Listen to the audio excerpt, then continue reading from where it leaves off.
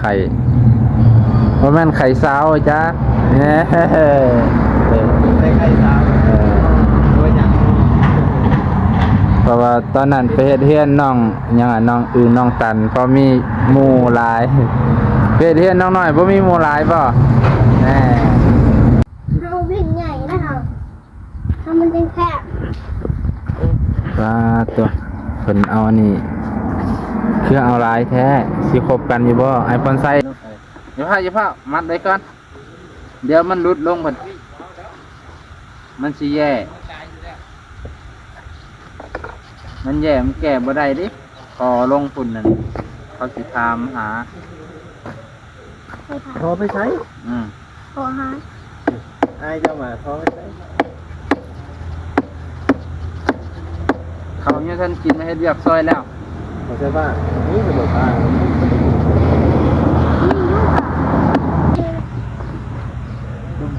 โอเคพี่น้องหลังจากที่ต่อแล้วเนาะกะประมาณนี้เบาน้องก็เอาไม้ใส่ทางในพร้อมเพราะว่ากันมันหักนั่นแหละ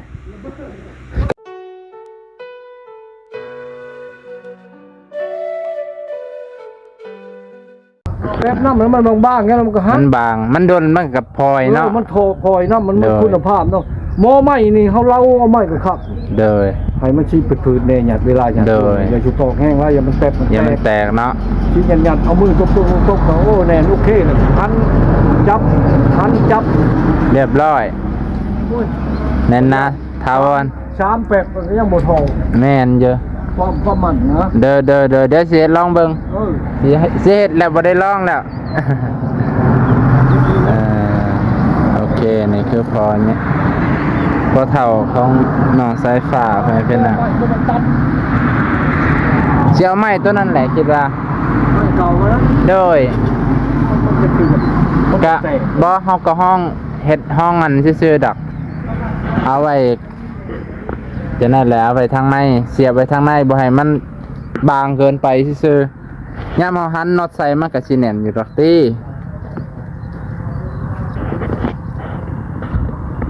อยากได้ไม้แบบนี้บ่มีเนาะไม้ตัวนี้ก็มันทันพอกันเลยอยากเฮ็ด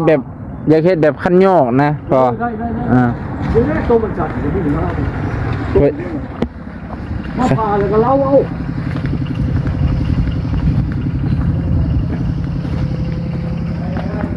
ตัวนี้ก็สั่นโพดคันมันตัวนี้ชันบ่ได้อยู่บ่อาจจะพอดีเลยโดยกระบอกถือว่ามันเอานี่เราคักอันนี้โว้ยคักก็ไม่ปองอีกมันนานโดโดยแมนเยอะให้หาเอาตัวมันเหมาะสม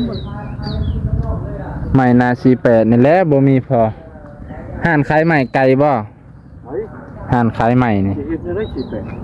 เพิ่นว่าสิเฮ็ดเสาขึ้นเลยบ่สิเฮ็ดไม้คันโยกบาดาลนำนะเดี๋ยวเฮาโยกเอาไม้โยกเลยเฮ็ดจังแบบคันมันแบบคันตัวนี้ชันเนาะโดยสั่นคันเฮ็ดอยู่ทางแบบโอ้โหพุ่นเลยเฮ็ดเสานี่ได้อยู่นี่เพราะว่า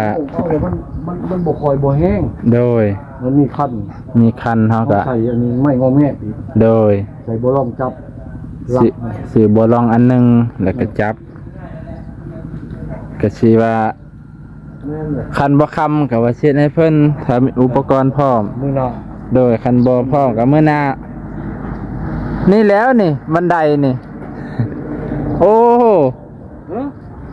ไม่บันไดนี่แหละแม่นเนาะคันว่าบ่ได้เฮ็ดหยังมันจะแล้วอันนี้เพิ่นเอาแล้วมันขึ้นเอาโซล่าขึ้นซื่อๆเนาะเพราะว่าเส้น1นี่พอดีเลยพี่น้องเส้น1พอดีเลยนี่เบิ่งหันพื้นเลือดเจ้ามีโอ้เด้อเส้น1พอดีอ่ะอันใบเส้นเลยนะไอ้นิดหน่อยเบิ่งน้ำมันจะพอมีเด้อก็ว่าแล้วไปพี่น้องเด็กน้อยอยู่บ่มีผู้ใหญ่พาเฮ็ดมีผู้ใหญ่พานำพาเด็กน้อยก็คือเด็กน้อยนะพอเนาะ อืมว่าสิไปเล่นน้ำพอได้มื้อนี้บ้านหน้านกเขียนน่ะลองไปกันนะ คุณเขียนมาครบแล้วกันแล้วพอว่าไปพักแล้วว่าเขาไปหาเพิ่นแล้วเพิ่นน่ะไปพัก เออ เพิ่นยังบ่ให้คำตอบ เพิ่นต้องมาเบิ่งก่อน เพิ่นสิไปเบิ่งเองดีกว่า เพื่อสิประเมินได้เนาะ เพิ่นเองแล้วเพิ่นสิประเมินว่ามันจะเอามาทั้งวัดมันสิมีรัก อืม รักเล็กจักรักมันถึงสิฮอด โดย ถ้าเอาความทางเลยรักเดียวก็โอเคอยู่ โดยแม่นแล้วเด้อ เขาก็เพิ่นสิเหมาะสมแล้วเพิ่นสิเอามาทั้งได้ก็ โอ้สบายดีเลยน้องบุญทวีแฟนน่ะ ว่าเราสิเลือกบ่ได้ บ่ได้ไปเฮ็ดเวียกน้ำพอสร้างบ่โอ้เพิ่นได้พาไปอ๋อเด้อเห็นเฮ็ดงานอยู่น้ำพอสร้างก็เลยว่าคือสิบ่ได้เห็นกันบ่คิดว่าสิได้เห็นกันให้เพิ่นน่ะให้กลับมามื้อนี้บ่กับวานนี้บ่โอ้ให้กลับมาเมื่อวานนี่ ฮับจุดจ้า ไปดังไฟเจ้านั่นไปสิได้กินข้าว ตุ๊ด อ่า ตุ๊ดจ้า สวัสดีลุงบุญทวี น้องบุญทวีแฟนนะสองไอ้น้อง ตุ๊ดจ้า จะได้มาอีก ดูดีแล้ว ตุ๊ดจ้า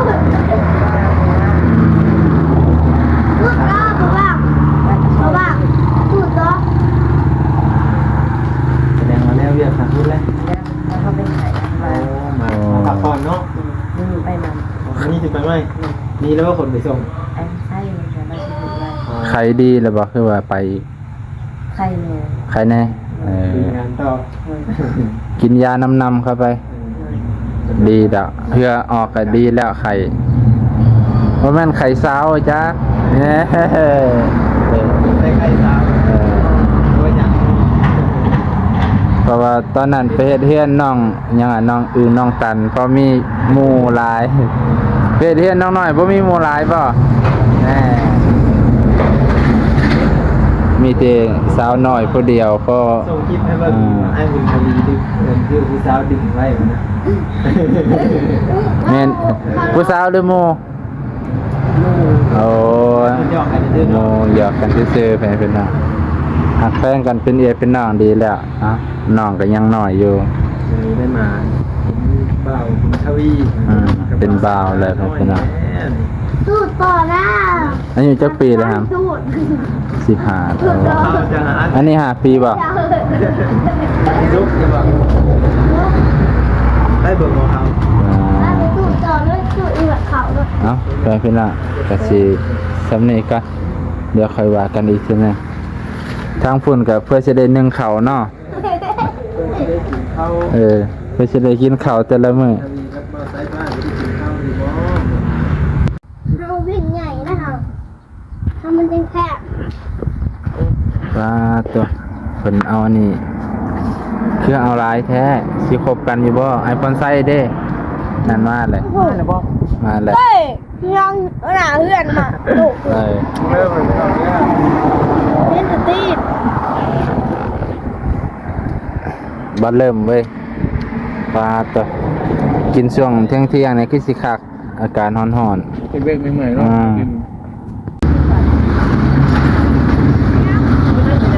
จบกาวลงกันประเวทป่ะ ๆสบายดีเพื่อนพี่น้องเห็นปะ ว่าเห็นนะ ไปประมาณนี้เนาะ สวัสดีพ่อพี่น้อง เห็นเนาะ ว่าเห็นบนไหนได้ มาเข้ามา ไหน ใน ไปนี่นะ สวัสดี สบายดี นี่กันนี่ มันนี่สิมาต่อมาดานให้น้องไฟฟ้า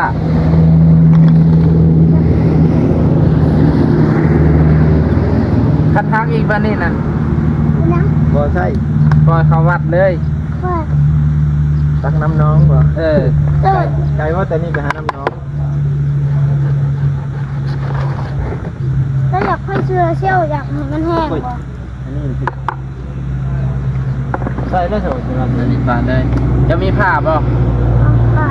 ผ้ามันเลยไหม ข้าวเจ้า เจ้าไปเอาผ้ามา คือว่า พาไปเจ้า ที่เพื่อนจะมีบ่ อ้าวก็เหมือนเห็นเลยครับ มีบ่ ไปเอาเจ้า มาหา ถ้า ดู พูดถึงนี้ เจ้านำไปเอา ไม่รู้ว่าเป็นไงนะ อันนี้เบิ้งสิอธิบายให้ฟังก่อน มันสิแตก นี่เฮาต้องเล้าให้มันพอดีกับทางใน พอยังถ้าเฮาใส่ตัวนี้อย่างหน่อยมันจะกันกระแทกเนาะแม่นบ่ นี่ถือขาไม่หมด บ่ ตัวลูกปืนเด้ ยามนั้นมันก็ยังกัน อันนี้มันโดนเลยได้มันพลอยแหละเฮาก็เอาใหม่เสริมใส่ทางใน น่าเห็นตรงนี้บริเวณขามันคือแดดแท้ ตัดเด้อบัดนี้เด้อ น่าจะเอง จับไปเด้อ น่าจะ ตัด น่าจะบ้าง เออพยันจับมัน ชุดมือ ตัดอันนี้ให้นะ ตัดไม้เลยบ่ ตัดให้มัน ลื่นบ่ พอดี ตัว หนู นี้เลย แม่ บ่ เนี่ยคือเมา ตั เก้าว นี้ดิ ตัวนั้นเล้าหน่อยหนึง ตัวนี้เสียงเลยเนาะ อย่าพามัดไว้ก่อน เดี๋ยวมันหลุดลงหมดมันสิแย่ มันแย่มันแก้บ่ได้ดิคอลงปุ่นนั่นเขาสิถามหา ไปถ่าย พอไปใช้ อืม ขอหา ไอ้เจ้ามาพอไปใช้ เขาเนี่ยท่านกินให้เรียบซอยแล้ว ขอใช้ผ้านี่คือบ่ผ้า ไปเอาผ้ามาสั่น น้าจะคน มาไอ้ตัดผ้า บ่ได้ เจ้าไปเอาผ้ามันจังไว้ มีด เออ แค่นี้ ถาวจัดเด้อ เออ จะได้จะมาเล่นกันให้ดีท่านี่มันมีไว้นี่พี่น้องมีสิฮักตัวเลยดูกันก็ใช่ไหมเหรอ อืม ใช่ไหมแบบติดกาวใช่ไหม อย่างว่าเด้อติดเก่าเนี่ยก็มันสิดึงออกได้บ่แบบนี้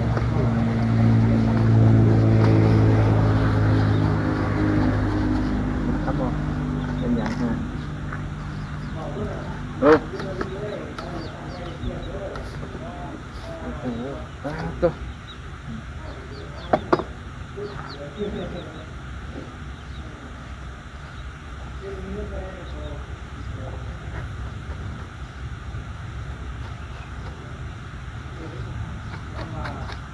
เก้าครับเนาะแบบว่า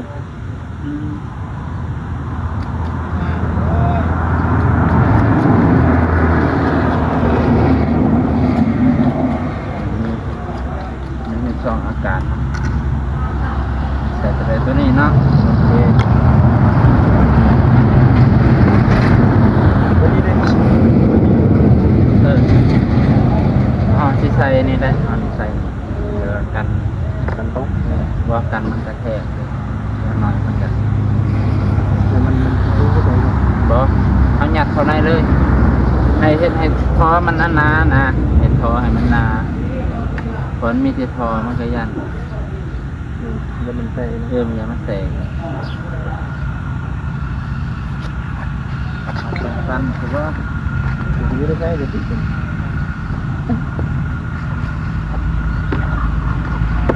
ว่า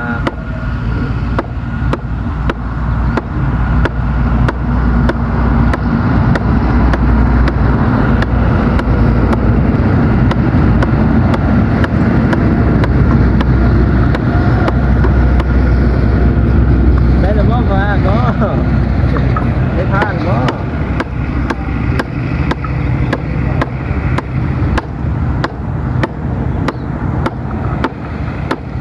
ทันไปเยอะ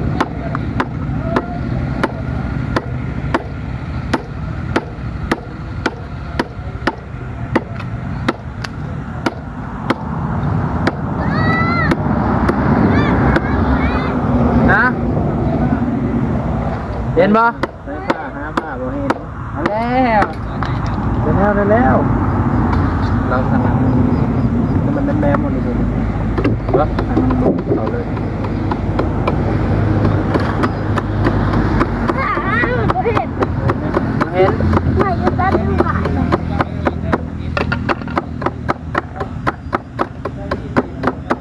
เออ เดี๋ยวขาแล้วแล้วแล้ว ได้บ่แบบ ป่ะเนี่ย บ่ได้บ่ค่ะ อะไรอย่างหัวทางนี่แหละ ค่ะ โอ้มันจะได้ยิ่งลืมเลยคือตอนนี้เจอบอลอะไรกันนี่แล้วนี่ใช่นี่แล้วมันเล่นดื้อแล้วเนาะนั่นน่ะนี่แล้วที่รู้ว่ามีใจป่ะ ถอไม่ใช่ลมบ่ไม่บ่เป็นไง แค่อะไรเนี่ยบ่เพียงกันได้กันกันห่อนบ่ เดี๋ยวว่าลมบ่ลม โอ้ผ่ากับบ่มี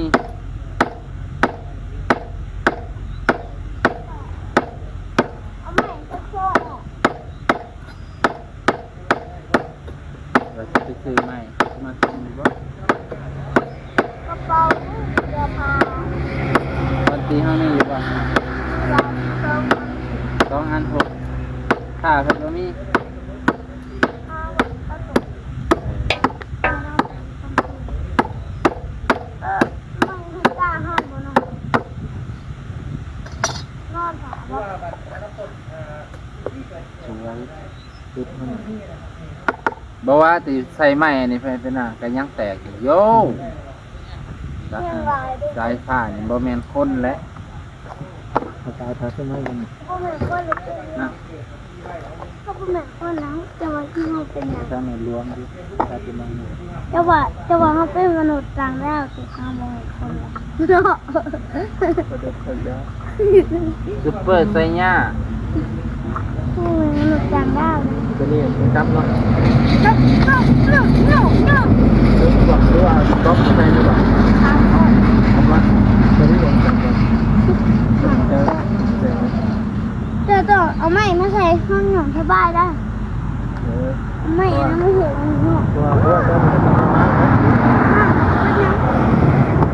มักเลยนึงได้นะกับปิดแล้วใส่ลูกกระตู้ขายนี้กระดองสลัด เขาได้ ปฏิเขาอะไรมาขอที่นี่ มาตุ้ยได้แบบบอสมันทันใจดี ไปก่อนเด้อ ไปใส่ ดูเขียว ตุ้ยในดังเลยแหละ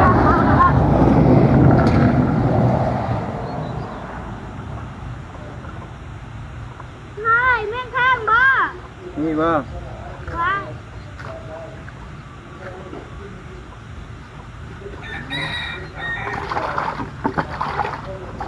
นี่ก็มีมันต้อง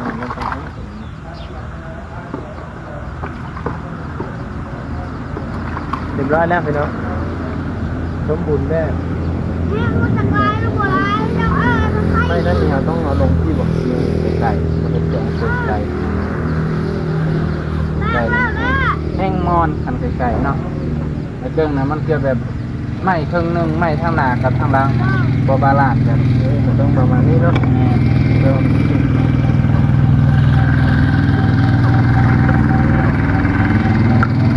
ไม่เจาะก่อน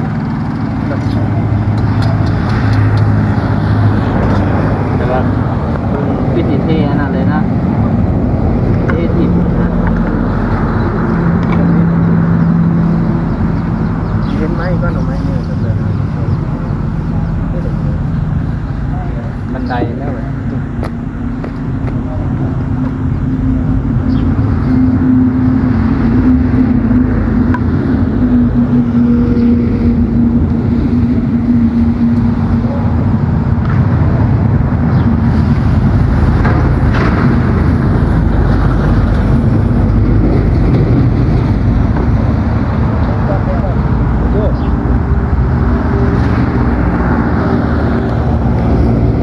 เฮ้ยพ่อมาที่มาตากแดดทำกันดิมาตากแดดทำกันดิโอ้เห็ดดำมันพอดีเลยเด่นเนาะ ให้นะบ่ บักสันถ้ามันอยู่ใกล้ๆมันเอาไก่ประมาณอันนี้เขาเลยเดี๋ยวเขาต้องได้ถ่าแน่นอน ค่ะไปแล้วบ่ เพื่อนอยู่ไกลเนี่ย ไป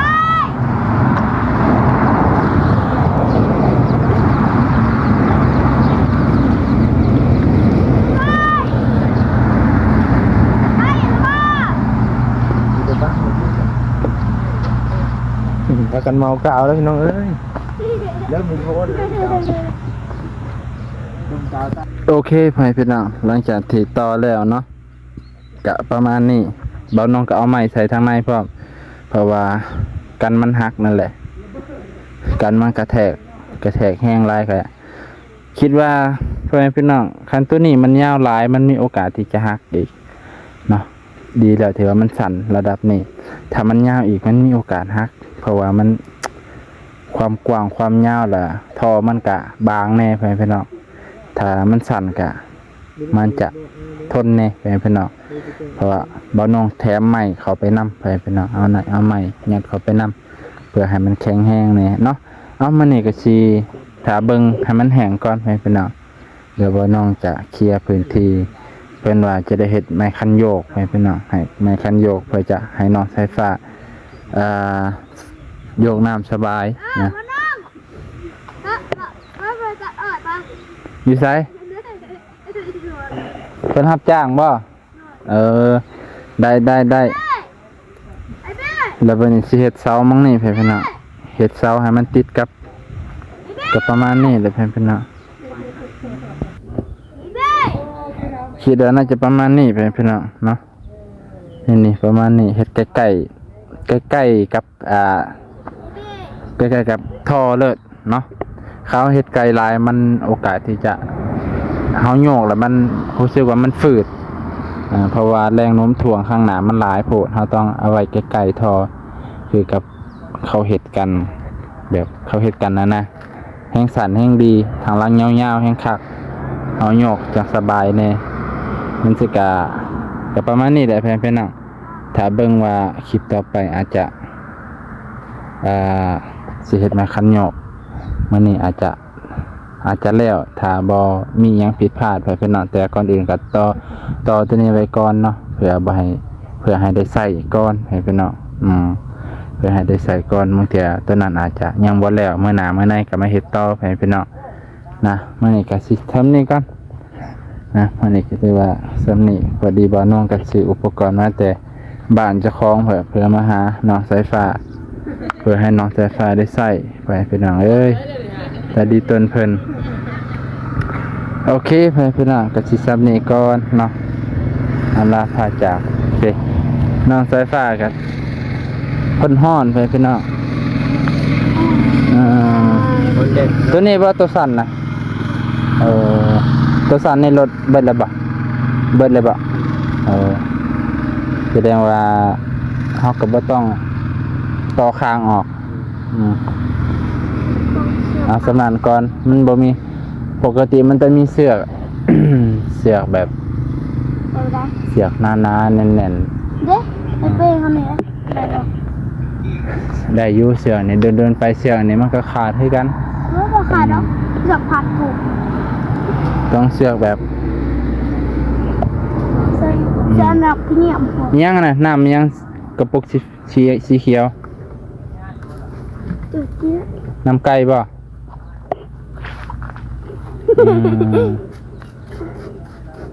โอเคเอาสำนีก่อนเพลพี่น้อง เป็นน้ำเปิ้ลนะ ว่าน้ำสิน้ำอะไรน้ำปอง คลิปหน้าจังว่ากันไหมมันนี่ก็สีจบเพียงเท่านี้ก่อนมันนี่ใช้สายฟ้าอาบน้ำเพราะบ่แม่นอาบตั้งแต่เฮามาสุดก่อนกับบ่จัก เห็นนะเสื้อผ้า แม่นบ่ฟ้า อาบทุกมื้ออาบเว้น บ่เสือ เพราะว่า แต่ผู้อยู่น้ เพราะว่า แต่ว่า เพราะว่าสูบบาดาลบ่ได้เดี๋ยวเจ้าก็สิอาบคุมื้อ ำอาบทุกมื้ออาบทุกเว้น โอเคใส่พี่น้องสำนีก่อน